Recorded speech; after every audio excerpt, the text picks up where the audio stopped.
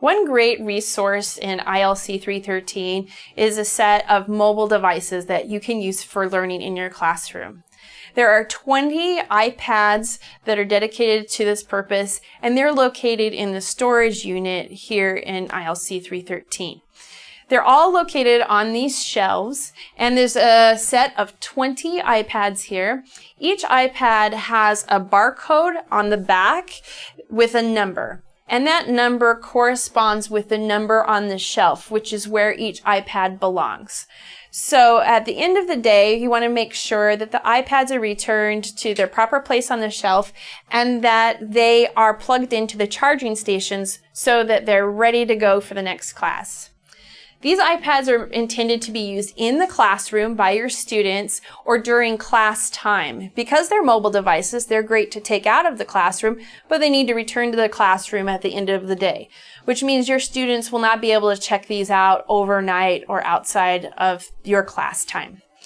The devices that we have in this class are made by Apple. The model is an Apple Air 2, so it's a really powerful machine and your students should be able to accomplish a lot with it.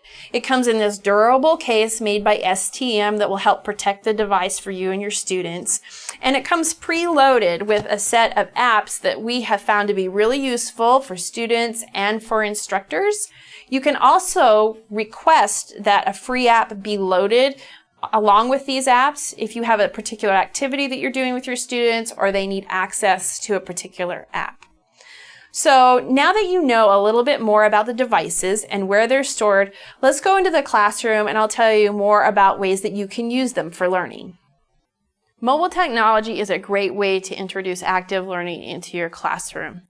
Mobile apps have gotten so powerful and so user-friendly that they're a great way to introduce collaboration and creative thinking to your students. The iPads are great for group work. Students can work on documents at the same time. They can collaborate on an interactive whiteboard, and they can even do research together and do kind of a think, pair, share situation. They're great for taking digital notes. They're also exceptional at creating multimedia. That means your students can shoot video, they can record audio, and they can easily edit that footage, and they can upload and share with other students. Faculty also love to use the iPads to create interactive presentations for students. So stepping away from a traditional PowerPoint, instead sharing their presentation out to all the student iPads where they can then respond through polls or quizzes and give great formative feedback to the instructor.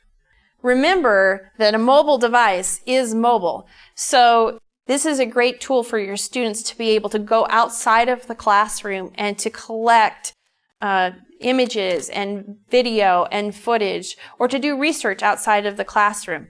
Just remember, at the end of the class period, the iPads need to come back into the storage area.